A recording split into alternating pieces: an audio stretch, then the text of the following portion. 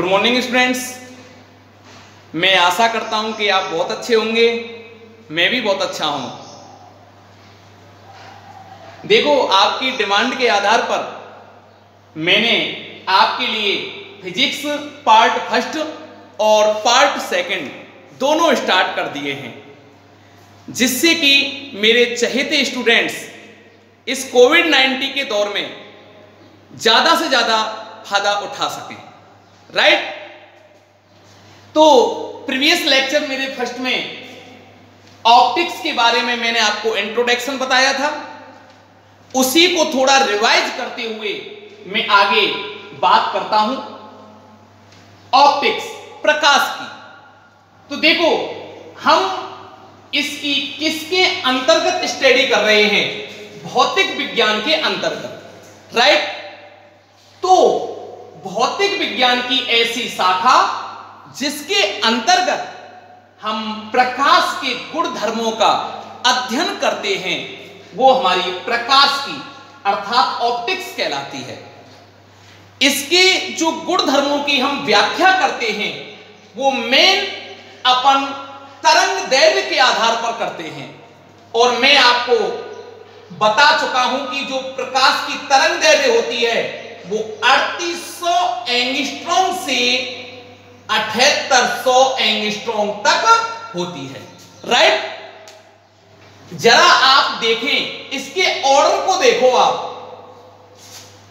बहुत छोटा है। मत मीन्स एक एंगस्ट्रॉम की वैल्यू बोलोगा 10 की पावर -10 मीटर, बहुत छोटा हो गया। तो इन गुण धर्मों जो डिसाइड हुए हैं वो वेवलेंथ से होते हैं। तो इसी के आधार पर हम ऑप्टिक्स की दो ब्रांचों की स्टडी करते हैं। वो कौन कौन सी हैं? एक तो आती है हमारी रे ऑप्टिक्स, जिसे किरण प्रकाश की कहते हैं, और ये आती है हमारी वेव ऑप्टिक्स, जिसे तरंग प्रकाश की कहते हैं। राइट? तो सबसे पहले हमको यह पता होना चाहिए कि किरण प्रकाश की में किसकी स्टडी करनी चाहिए और वेव ऑप्टिक्स में किसकी स्टडी करनी चाहिए। राइट? अब ध्यान रखना, आप ही हमारे साथ मिलकर के ये विजुअलाइज करेंगे कि किरण प्रकाश की में किसकी स्टडी करने वाले हैं। अब देखो, ऑर्डर मैंने आपको बता ही दिया। अब आप प्रकाश को, सूर्य का जो प्रकाश होता है, उसको मैं मिरर पर इंसिडेंट करा रहा हूं, आपतित करा रहा हूं दर्पण पर। जैसे एक स्फेरिकल मिरर है ये, ठीक है ना? राइट? सभी की समझ में आ रहा है? इस पर प्रकाश इंसिडेंट हो रहा है, आपतित हो रहा है। अब ध्यान रखो, जब इसके ऊपर प्रकाश आपतित होगा तो प्रकाश की वेवलेंथ कितनी हुई? एंगस्ट्रॉम ऑर्डर की। अब इसका आप साइज देखो, ठीक है ना? इसकी विड्थ, इसकी मोटाई देखो तो कुछ सेंटीमीटर में होगी, इसकी चौड़ाई भी कुछ सेंटीमीटर में होगी। तो सेंटीमीटर बड़ा हुआ कि एंगस्ट्रॉम बड़ा हुआ? सेंटीमीटर। एंगस्ट्रॉम कैसा हो गया? छोटा। और जब एंगस्ट्रॉम अर्थात लैम्ब्डा का मान छोटा हो तो मैं इसको कैसे लिखूं? Lambda is less than object. ध्यान से समझना, ऑब्जेक्ट मींस जब लैम्ब्डा का मान जिस वस्तु पर मैं आपतित करा रहा हूं प्रकाश को, उससे छोटा है, तो उसकी स्टडी अपन किस में करने वाले हैं? रे ऑप्टिक्स में। समझ में आई? और देखो इसका, अब जैसे देखो, ये प्लेन मिरर है, प्लेन मिरर, समतल दर्पण है। अब समतल दर्पण पर मैं सूर्य के प्रकाश को इंसिडेंट कराता हूं, आपतित कराता हूं। ध्यान रखना, जब मैं इसको इसके ऊपर इंसिडेंट कराऊंगा तो क्या होगा? इसका साइज बड़ा होगा कि सूर्य के प्रकाश का साइज बड़ा होगा? इसका साइज बड़ा। और जब ये क्या हुआ यहां पर, ये कौन है? यहां ऑब्जेक्ट है। ये क्या है? ऑब्जेक्ट। और जब ऑब्जेक्ट का साइज बड़ा हो तो हम उसकी स्टडी किस में करेंगे? रे ऑप्टिक्स में। राइट? लैब में से मैं लेंस इसलिए नहीं लाया कि लेंस मेरे पास ऑलरेडी है, जो कि आपको दिख रहा होगा, ये है लेंस। अब देखो आपके सामने मैं लेंस पर प्रकाश को इंसिडेंट कराऊं, आपतित कराऊं इसके ऊपर, तो बताओ क्या होगा? इसका साइज बढ़ा कि प्रकाश का साइज बढ़ा? प्रकाश का ऑर्डर बढ़ा, इसका साइज बढ़ा। और इसका साइज बढ़ा, जब ऑब्जेक्ट का साइज बड़ा होता है तो बताओ किसमें स्टडी करेंगे? रे ऑप्टिक्स में, राइट? तो मैं कह सकता हूं जैसे ये प्लेन मिरर है मेरा और ये सूर्य का प्रकाश इस पर आपतित हो रहा है। सूर्य के प्रकाश की वेवलेंथ बताएं जरा, कितनी होती है? एंगस्ट्रॉम ऑर्डर की, राइट? तो एंगस्ट्रॉम ऑर्डर की, और इसका कुछ साइज होगा, किसमें होगा? सेंटीमीटर या मीटर में, ठीक है? तो ये कौन हुआ मेरा? ऑब्जेक्ट। ऑब्जेक्ट हुआ तो कौन बड़ा हो रहा है यहां पे? ये बड़ा है। तो ये बात फॉलो हो रही है ना? तो ऐसी जो फिनोमेना है उनकी स्टडी हमेशा हमेशा किसमें करने वाले हैं? रे ऑप्टिक्स में। ये आपकी समझ में आ जाना चाहिए। जैसे कि मैंने प्रीवियस लेक्चर में आपको बताया था, रिफ्लेक्शन, रिफ्रैक्शन मतलब परावर्तन, अपवर्तन, ठीक है ना? प्रिज्म से अपवर्तन, अपवर्तक दूरदर्शी, संयुक्त सूक्ष्मदर्शी, उस सभी इंस्ट्रूमेंट और फिनोमेनाओं का जो स्टडी करने वाले हैं वो किसमें हैं? रे ऑप्टिक्स में, राइट? कोई डाउट नहीं होना चाहिए। और जो कि हमको हमारी रियल लाइफ में देखने को मिल जाती हैं, ये ध्यान रखना। सब चीज समझ में आ रही होगी आपके में, क्लियर आवाज आ रही है मेरी? ओके? वेव ऑप्टिक्स की बात करें, अब ध्यान रखो इसका अपोजिट। जब लैम्ब्डा का मान किसी ऑब्जेक्ट, ऑब्जेक्ट आप समझ गए होंगे, ठीक है ना? लैम्ब्डा का मान ऑब्जेक्ट से कैसा हो? थोड़ा बड़ा हो या एप्रोक्सीमेटली बराबर हो, तो इसकी स्टडी हम किस में करते हैं? वेव ऑप्टिक्स में। लेकिन ये हमको जर्नली रियल लाइफ में देखने को नहीं पाया जाता है, ये ध्यान रख लेना। तो इसको हम किस में विजुअलाइज करते हैं? इसको विजुअलाइज करने के लिए अपन लैब काम में लेते हैं, लेबोरेटरी में ये देखने को मिलता है, राइट? ठीक है ना? इस बात को ध्यान रखना। जैसे मैं आपको बता दूं, ये हमारी सड़क है, इस पर कोई एक 4 व्हीलर खड़ी है, राइट? ठीक बनाएंगे, मैं मैकेनिकल इंजीनियर नहीं हूं, टीचर हूं, ठीक है ना? ये 4 व्हीलर खड़ी कर दी मैंने इस पर, सड़क पर। अब अचानक बारिश हो रही है। अचानक क्या हो रही है बताओ? बारिश हो रही है, बारिश। अचानक बारिश हो रही है। अब अचानक जब बारिश होगी तो क्या होगा बताओ? क्या होगा? अचानक वो गाड़ी जो है वो पुरानी है, तो उसमें से ऑयल रिस रहा है। क्या रिस रहा है उसमें से? ऑयल। ये ऑयल की बूंदें हैं, ठीक है? अब इस ऑयल की बूंदों पर जब ये बारिश की बूंद गिरेगी तो ध्यान रखना, वो ऑयल की बूंदें चमकीली दिखाई देंगी। कैसी दिखाई देंगी? चमकीली। तो ये जो फिनोमेना है वो किसके अंतर्गत? अच्छा, ये कभी कभार दिखता है, आप गौर करके देखोगे, गौर से देखोगे तब ये फिनोमेना दिखाई देगा आपको। तो इसकी स्टडी जो हम करते हैं वो किस में करते हैं? लेबोरेटरी में। तो ये परत है, ऑयल की जो बूंदें हैं यहां पर मुझे चमकीली दिखाई देंगी। तो इसका जो अध्ययन करते हैं वेव ऑप्टिक्स में, वो ऐसे फिनोमेनाओं की स्टडी करते हैं, ठीक? और समझे आप इसी के बारे में, ये एक कार्डबोर्ड है। क्या है ये? कार्डबोर्ड। हाँ देखिए, ये एक कार्डबोर्ड है, ठीक है ना? अब इधर मेरा डार्क रूम है, ध्यान से समझना इसके बारे में। आप इसमें कोई ऑब्जर्वर है, ये ऑब्जर्वर के ऊपर डिपेंड करता है, और मैंने इसमें एक होल कर दिया, इसको कट कर दिया, तो क्या होगा? इससे प्रकाश की रेज जाएंगी, इसमें से निकलेंगी और इसे डार्क रूम में उजाला कर देंगे, और यहां पर एक चमकीला धब्बा बन जाएगा। समझ में आई? खूब दिख रहा है। इसकी लाइफ में, रियल लाइफ में हमको देखने को मिल जाएगा, राइट? जैसे ये कार्डबोर्ड है, ठीक है ना, ध्यान से समझना, बहुत इंटरेस्टेड है। अब जो ये मैंने कार्डबोर्ड में जो छिद्र किया है, होल किया है, इसको मैं बारीकी से छोटा छोटा, अब इस होल के साइज को मैं छोटा करता जाता हूं, डिक्रीज कर रहा हूं, राइट। और मैंने एक बारीक छिद्र कर दिया इसमें, देखो छोटा, ये कार्डबोर्ड है, इधर डार्क रूम है, राइट, या आप यूं कह लो ये मैं डार्क रूम में खड़ा हूं, ठीक है ना, इधर उजाला है, समझ में आ रही, कोई डाउट नहीं। अब इसमें मैंने बारीक सा छिद्र कर दिया, देखो ये आगे हम इसी में पढ़ते हैं, हाइगेंस ने इसके ऊपर प्रैक्टिकल भी किया था, फिर बाद में यंग का दिसलिट प्रयोग आ गया था, जिसकी स्टडी हम वेव ऑप्टिक्स में करने वाले हैं। ये बारीक सा छिद्र हो गया। अब इसमें से ये दिख रहा है आपको बारीक सा, ठीक है ना, बारीक होल हो गया। अब इसमें से जो प्रकाश गुजरेगा, तो ध्यान रखना, वो प्रकाश जो गुजरने वाला है वो पर्दे पर देखेंगे अपन, उसको विजुअलाइज करते हैं, तो इसके बाद मुझे चमकीले बिंदु प्राप्त होंगे।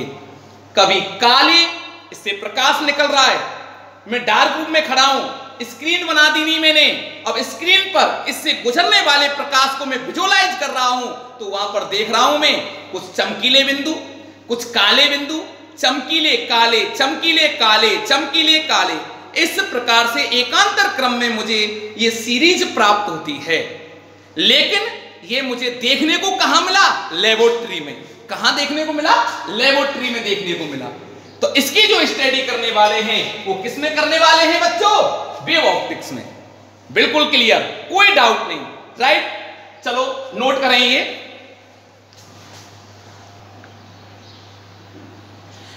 हाँ, अब देखिए क्लियर हो गया ये।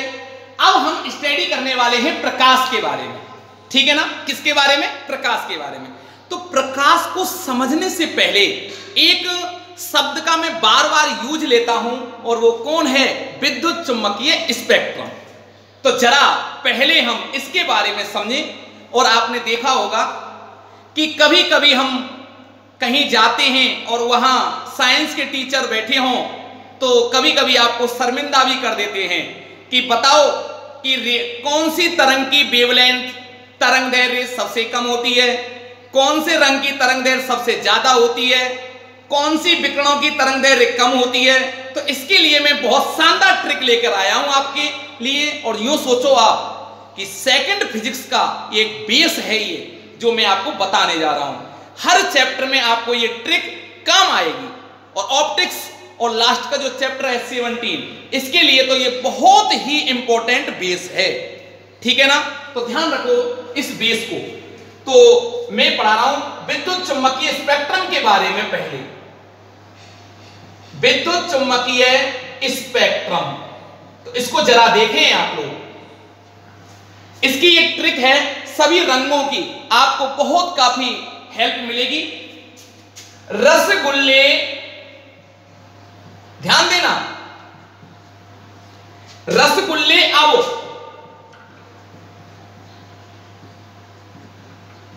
दिखाई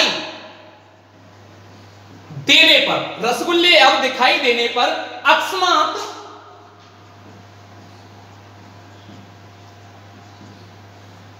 गांव को चला गया, गांव को चला गया, राइट। इसमें मेरी पूरी फिजिक्स समाई हुई है इस लाइन में, ये ध्यान रखें आप लोग, ठीक है ना। वो कैसे सर? अब देखो इन चीजों पर अंडरलाइन कर लें। रे से अब दिखाई देने पर, दिखाई देने पर अकस्मात गांव को चला गया। दो बार बोले मेरे साथ। रसगुल्ले अब दिखाई देने पर अकस्मात गांव को चला गया, राइट। सभी को याद हो गया होगा। तो देखो बच्चों, इसके बाद एक लाइन बनाओगे आप। ये मैंने लाइन बना ली। अच्छा, बीच में रस, रेफुर होता है रेडियो तरंगे। रेफुर क्या होता है? रेडियो तरंगे, रेडियो तरंगे। सैफुर सूक्ष्म तरंगे, सूक्ष्म तरंगे, राइट। अब रक्त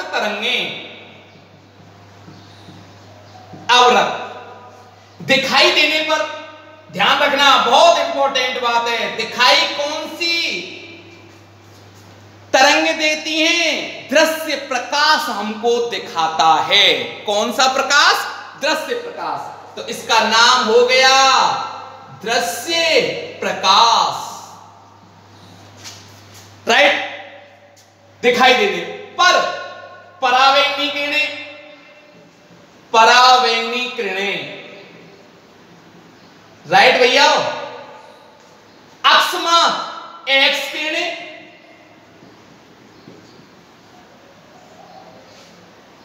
गामा किरणें, और कॉस्मिक किरणें। कौन सी?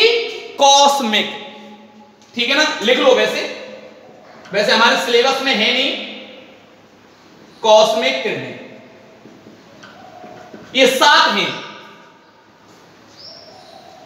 ठीक है ना। गामा तक कितनी है? 7, ठीक है ना। कॉस्मिक हमारे सिलेबस में है नहीं, मैंने लिखा दिया आपको। तो ये लाइन आपको अब बिल्कुल कॉन्सेप्ट क्लियर करने वाली है। अब आपको सेकंड फिजिक्स में कोई प्रॉब्लम नहीं आने वाली, राइट।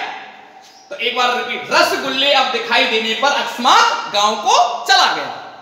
रेडियो तरंगे, रेफोर, सेफोर सूक्ष्म तरंगे, आवृत्त तरंगे, दिखाई देने पर दृश्य प्रकाश, पर परावैंगनी किरणें, एक्स किरणें और गामा किरणें, राइट।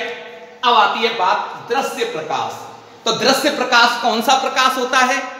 जो सूर्य से जो प्रकाश प्राप्त होता है, किससे? सूर्य से। वो कौन सा प्रकाश होता है?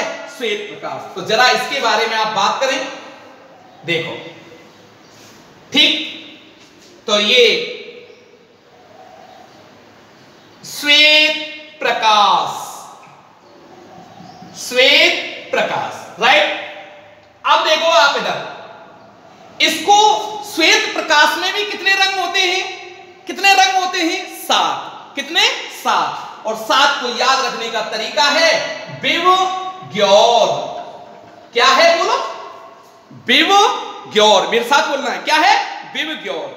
तो देखो, बी ऐसे 7 टिक लगा लो, 1 2 3 4 5 6 और एक और बढ़ा लेंगे, कोई प्रॉब्लम नहीं है, 7। और यहां पर लिखे हैं अपन आई वी जी बाई ओ और आर, राइट। अब इसके बारे में बिल्कुल क्लियर हो गया। और ये पूरा क्या है? ये किस में आती है? विद्युत चुंबकीय स्पेक्ट्रम में बात आती है। बच्चों को समझ में नहीं आता, रटना पड़ता है। आपको रटने की कोई जरूरत नहीं है, ठीक है ना। इसी प्रकार आपको पूरी फिजिक्स आसान हो जाएगी। आप हमारे साथ कंटिन्यू इसी प्रकार जुड़े रहिए। देखो, अब देखिए जरा इसको। अब मैं इधर से इधर को जा रहा हूं, ध्यान रखना बच्चों, ऐसे चल रहा हूं मैं, ऐसे, ठीक है ना। प्रेक्षक ऐसे जा रहा है, ये प्रेक्षक है, ठीक है ना। और इस प्रकार से रसगुल्लों की तरफ जा रहा है। किधर जा रहा है? रसगुल्ले इधर है, रसगुल्लों की तरफ जा रहा है। और जब रसगुल्लों की तरफ जाएगा तो भैया लैम्बडा का मान बढ़ेगा। किसका मान बढ़ेगा रसगुल्लों की तरफ? किसका? लैम्बडा, ठीक है ना। अच्छा, लैम्बडा हम जानते हैं कि न्यू बराबर क्या होता है? सी अपॉन लैम्बडा। न्यू बराबर क्या होता है? सी अपॉन लैम्बडा। इसका मीन्स क्या हुआ कि जब लैम्बडा मेरा घटेगा तो न्यू का मान बढ़ेगा। तो देखो, लैम्बडा घटा तो न्यू इधर जाने पर न्यू का क्या होगा? बताओ, न्यू क्या होगा? घटेगा। और न्यू घटेगा तो ई बराबर क्या होता है? H new. ई बराबर क्या होता है? H new. तो ऊर्जा भी क्या होगी मेरी? घटेगी, डिक्रीज होगी। तो देखो, आपको सारी चीज समझ में आ गई। अब देखो, कोई आपसे चाहे वो कॉम्पिटिटिव एग्जाम हो, चाहे आरबीएससी हो, चाहे वो सीबीएसई हो, जर्नल साइंस के क्वेश्चन कैसे भी बना ले, वो 1 मिनट में चुटकी बजते ही आप इसका आंसर दे दोगे। आपको ये लाइन रख ली है, ये तो याद हो गई होगी। रसगुल्ले तो आपके फेवरेट हैं।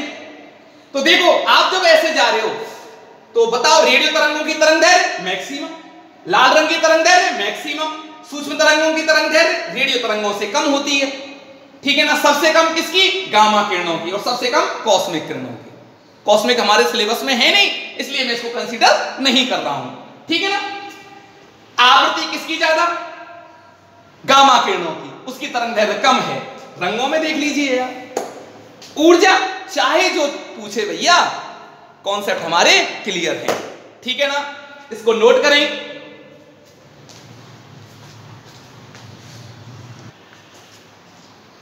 अब हम देखो, जब ये समझ में आ गया, अब हम प्रकाश की डेफिनेशन को आसानी से समझ सकते हैं, अब कोई दिक्कत नहीं है।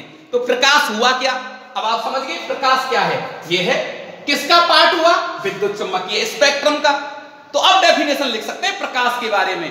विद्युत चुम्बकीय स्पेक्ट्रम का वह भाग जो स्वयं तो क्या रहता है? अदृश्य, लेकिन जिस वस्तु पर वो आपतित होता है उस वस्तु से प्रकाश हमारी आंखों में दृष्टि संवेदना उत्पन्न कर देता है, जिसके कारण मुझे वस्तु दिखाई देती है। ये क्या कहलाएगा? हमारा प्रकाश। राइट, कोई डाउट नहीं, क्लियर। इसको नोट करें आप। आज तक के लिए इतना ही। कल के लेक्चर में हम आपको प्रकाश के बारे में पढ़ाएंगे, ठीक है ना, नोट करें।